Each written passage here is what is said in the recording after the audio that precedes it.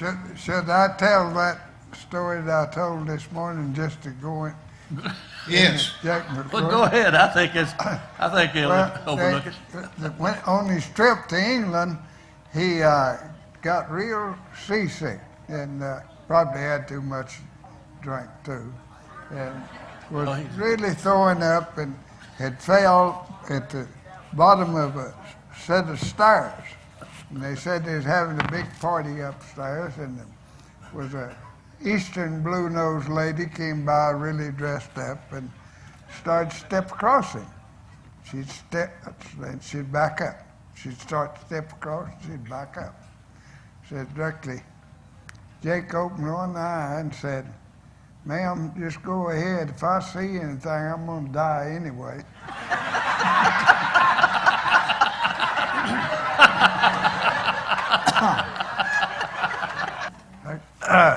I want to comment on Dougie's story about seeing those dust storms come in. They'd be black, and they're coming out of Kansas and Colorado. Chickens would go to roost up in the morning. It'd turn so dark. And then I want to comment on this story about the bedrolls.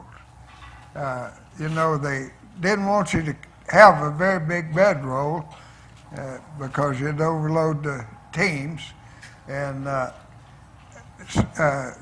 Boots O'Neill told about one time at the Wagners, they had a bunch of Eastern people visiting. Said there's a lady sitting on his bedroll and made the comment, it's rather small. Said, do you ever, Mr. O'Neill, do you ever sleep cold? He said, no, ma'am. Said, we lay awake all night cold sometimes.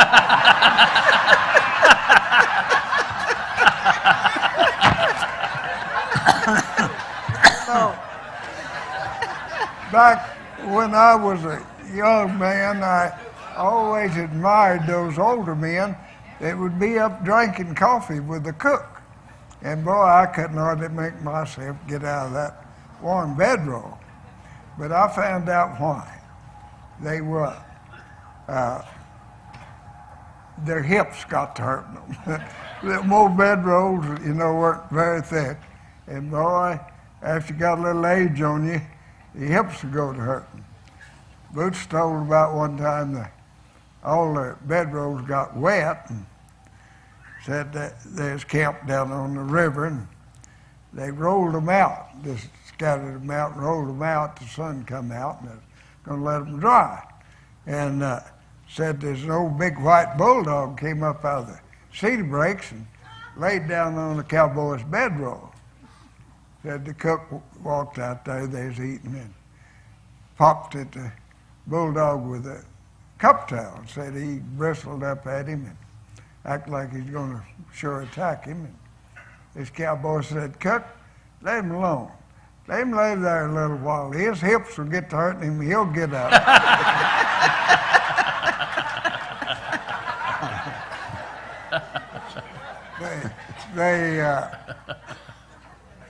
We was in Evatt's office this morning, and he showed us a great picture of the old Figure 2 ranch that his dad used to manage, and brought back a deal James Kinney told about.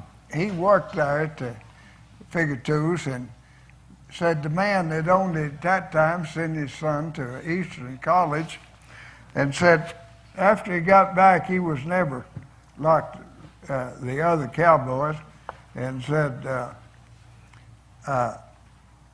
one of the claims to fame was that he saved the outfit a lot of money by doing away with the chuck wagons and going back to a pack outfit.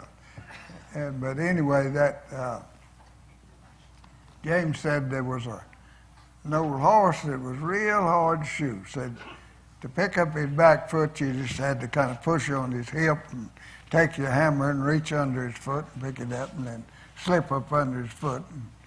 And it took a little while to do it. And he'd sure kick you.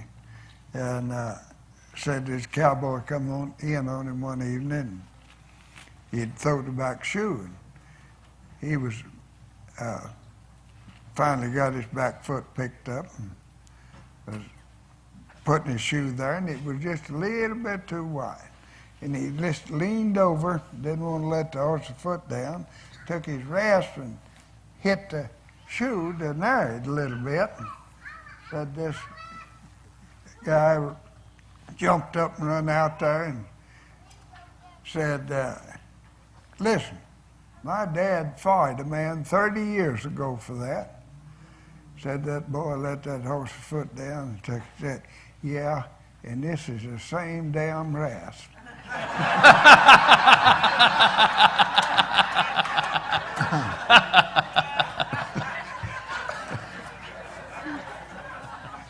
But I heard a pretty good story when I was up there in the sand working for Ben Jenkins. It seems that Foy Proctor had a bunch of country leased up there and run a lot of yearlings on it, and Gabe Beacham worked for him. Gabe was kind of a same kind of guy as Jake McClure. He could sure rope, sure ride bucking horses, and got killed working for Foy over at Albany. And I heard Foy say one of the most careless men he'd ever seen. And somebody said, "What do you mean?" He said, "Well, there was an old brown horse that could sure bucked Gabe off one day, and said they come in and change horses at noon, and that evening they was going back to walking back from down where they turned the horses loose, and said it was a storm coming up, a bunch of horses laying around, and said Gabe saw this old brown horse laying over there, and said he just got around where he couldn't see him, slipped up on him, jumped on him and grabbed his mane, went spurring him, said about 5 jumps he bucked him off, and Foy said, "Now that's what I call careless." You know, but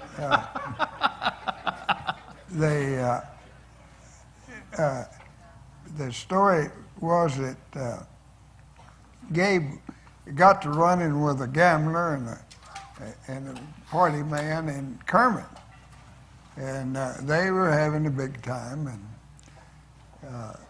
Gabe told him one evening, said, "I got to go home, Foy, and the cowboys are coming with a wagon in the morning." And said, "I got to get my night horse up." And back then, there never was hay on the ranch. You had what's called a foot trail. And you kept your jingling horse in the foot trail. And you'd walk down there, and most of them was always real brushy because they were eat off and trumped off. And you'd walk down there and walk your jingling horse in, catch him, and go get your horses. Well, they'd get to where you couldn't pin them. They'd get smart, and they'd just keep running by you. And most people would take a shotgun and go out there and get far enough away from them and sprinkle them. And boy, them old horses go get in the trail and stay there. And sometimes they'd put salt and wadding in a shotgun and just shoot them pretty close to them. And you could take a stick or anything and for a long time just walk down through there. When he saw you, he'd beat you at the trail. And so Gabe told this fella, said, I've got to go to the ranch. I've got to get the horses together. He said, Gabe said, "We got a date with the 2 prettiest gals in Kermit. You got to be here." He said, "All right, if you'll go with me out to the ranch and we'll get my jingling horse and I'll gather the horses." And so they did, and lo and behold, the horse got a little boogered at this strange guy and run by him. Got away 2 or 3 times, and boy, Gabe lit in, called him all kinds of bad names. And so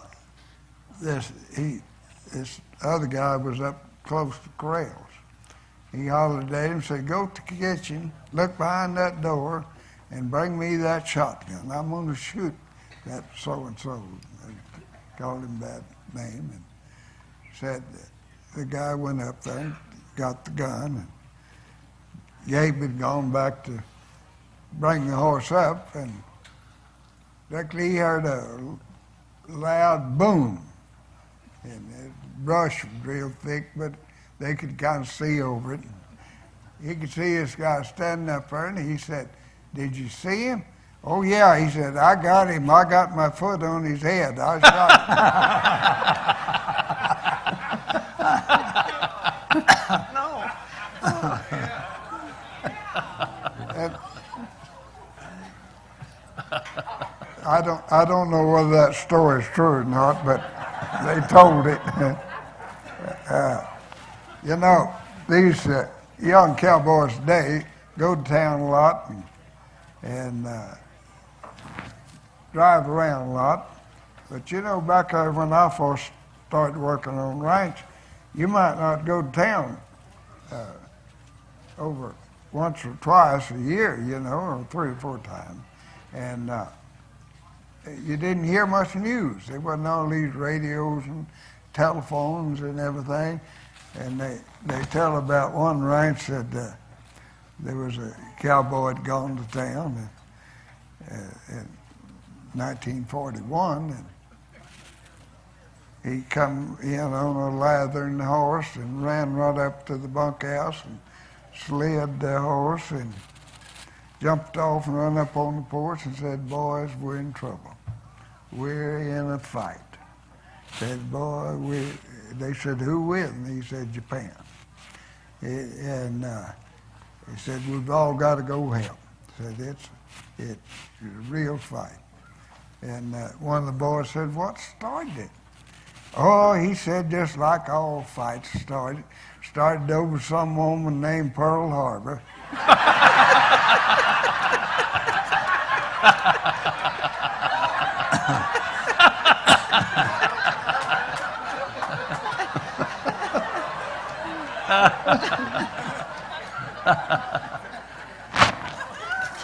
You know, when people start saying, "Now this is the truth," before that, were they always telling the truth or were they lying? Pat, I believe that comes under the other heading there. I like the one, I know it's bound to be the truth. They tell about cowboys that got to hearing about Jello, that they could feed the whole crew with a tablespoon of Jello, you know, dessert. And when these cowboys go in town, they all gathered around and told him to eat some Jello. So when he got back, they gathered around him and said, "Did you eat Jello?" He said, "Yeah." They said, "What was it like?" He said, "About like loping toward a high west wind with a funnel in your mouth."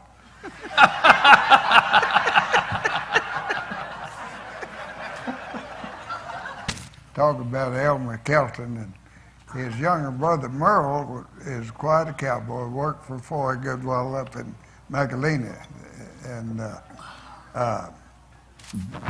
he came down and worked through with us several times. Brandon at home, and one time I called one of my neighbors. I called him chairman of the board. And he was a 3rd-generation rancher there, and this real old rough ranch come up for lease over there on the north of him, the old Atkin ranch. And I called him about it, Dink Cave, and he said, "Oh, Buster," said, "it takes a 4-year-old buzzard to fly over that country."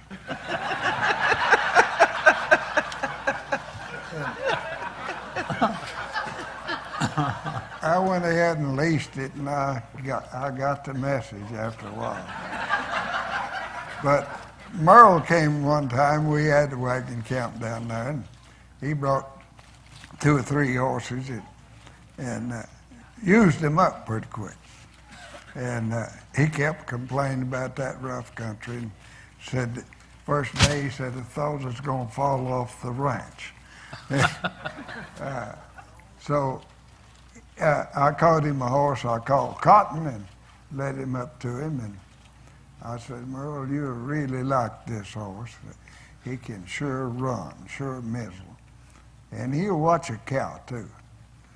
Merle said, I don't watch a cow. I'll watch a cow. I want him to watch the ground.